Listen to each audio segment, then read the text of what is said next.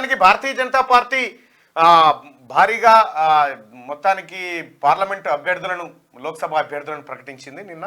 అందులో భాగంగా తెలంగాణ రాష్ట్రం నుంచి 9 మంది అభ్యర్థులను ప్రకటించింది భారతీయ జనతా పార్టీ. ఇంకటు కాంగ్రెస్ పార్టీ కూడా కసరత్తు చేస్తూ ఉంది. ఇంకా అభ్యర్థులను ప్రకటించకపోయినప్పటికీ ఇంకా సెంట్రల్ ఎలక్షన్ కమిటీ ఆమోదం కోసం మాత్రం ఎదురు చూస్తూ ఉంది. ఇంకా ఫిల్టరైజేషన్ కార్యక్రమం కొనసాగుతుంది కాంగ్రెస్ పార్టీలో. ఇక బీఆర్ఎస్ పార్టీ అయితే పత్తే లేదు. బీఆర్ఎస్ పార్టీ ఇప్పుడు ఇళ్ళకైనా ఎంతమంది వెళ్ళిపోయారు అనేది లెక్క పెట్టుకునే కార్యక్రమంలో ఉంది తప్ప ఎవరికి టికెట్ ఇవ్వాలనే పరిస్థితిలో మాత్రం కనిపించట్లేదు.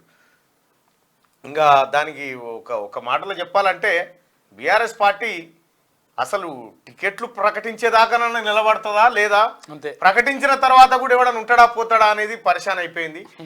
ఇప్పటికే నేత వెంకటేష్ నేత పెద్దపల్లి సిట్టింగ్ ఎంపీ పోయి కాంగ్రెస్లో చేరిండు. నాగర్ కర్నూలు ఎంపీ రాములు పోయి బీజేపీలో చేరిండు. తన కొడుకు బీజేపీ టికెట్ కన్ఫర్మ్ చేసుకున్నాడు. అటు జైరాబాద్ ఎంపీ బీబీ పాటిల్ పోయి బీజేపీలో చేరిండు, టికెట్ కన్ఫర్మ్ చేసుకున్నాడు. సిట్టింగ్ ఎంపీలు 3 వెళ్ళిపోయారు బీఆర్ఎస్ పార్టీ నుంచి. ఇక మిగిలిన సిట్టింగ్ ఎంపీల సంగతి మీ అందరికి తెలిసిందే. ఉటి కథనే. ఈసారి కూడా మరి ఈ ఎలక్షన్ అయ్యే వరకల్లా, ఈ నోటిఫికేషన్ వచ్చే వరకల్లా ఈ 35 కూడా ఉంటారా పోతారా తెలియనటువంటి పరిస్థితి. అటు నాగర్ కర్నూలు పాయే, జైరాబాద్ వాయే, పెద్దపల్లి వాయే.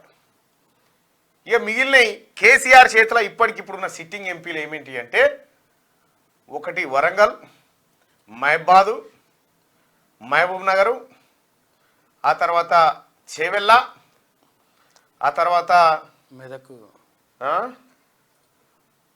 మల్కాజ్గిరి మెదక్. ఈ 5 మెదక్ ఆల్రెడీ రాజీనామా చేసిండు, అయిపోయింది. ఇక 4 మిగిలినాయి. ఈ 4 కూడా పసునూరి దయాకరు, ఆ తర్వాత మహబూబ్ నగర్ ఎంపీ చెవెళ్ళ రంజిత్ రెడ్డి గారు. మరి రంజిత్ రెడ్డి గారు మళ్ళీ పోటీ చేస్తారా చేయరా తెలియదు. అక్కడ రంజిత్ రెడ్డి గారు ఒకనొక స్థాయిలో కాంగ్రెస్ పార్టీ నుంచి అభ్యర్థిగా బరిలో ఉండబోతుండ అన్నట్టు వార్తలు వచ్చినాయి. మరి అది ఎంతవరకు నిజమో తెలియదు. అక్కడ పట్నం మహేందర్ రెడ్డి సతీమణి ఆ వదిన గారికి ఇస్తట్టుగా తెలుస్తూ ఉంది. ఇంకోవైపు కొండా విశ్వేశ్వరరెడ్డి స్ట్రాంగ్ క్యాండిడేట్గా అక్కడ తిష్టేసుకొని కూర్చున్నాడు బీజేపీ నుంచి, భారతీయ జనతా పార్టీ నుంచి. ఈ అన్నిటి నేపథ్యంలో మరిగా కేసీఆర్ దగ్గర మిగిలినటువంటి 4 లోక్సభ స్థానాల్లో ఈ 4 కూడా ఉంటారా ఊస్తారా. అటు మహబూబ్ నారాయణ నాకు వద్దని చెప్తా ఉన్నాడు, నేను పోటీ అంటున్నాడు. రంజిత్ రెడ్డి గారిని కూడా బతిరాడి పోటీ చేయించే పరిస్థితి ఉంది. పసునూరు దయాకర్ ఈసారి పోటీ చేసినా దండుగే, ఒకటి కూడా వస్తలేదు, వచ్చే పరిస్థితి కనిపించలేదు. ఇక మెదక్ నియోజకవర్గంలో మరి అప్పటికే రాజీనామా చేసిండు, ఆయన పని అయిపోయింది. ఏదేమైనప్పటికీ కూడా అత్యంత దయనీయమైన పరిస్థితిలో బీఆర్ఎస్ పార్టీ ఉంది. బీఆర్ఎస్ పార్టీ ఇక ఓ రకంగా చెప్పాలంటే తన శవాన్ని తన భుజం మీద వేసుకొని తిరుగుతూ ఉన్నది.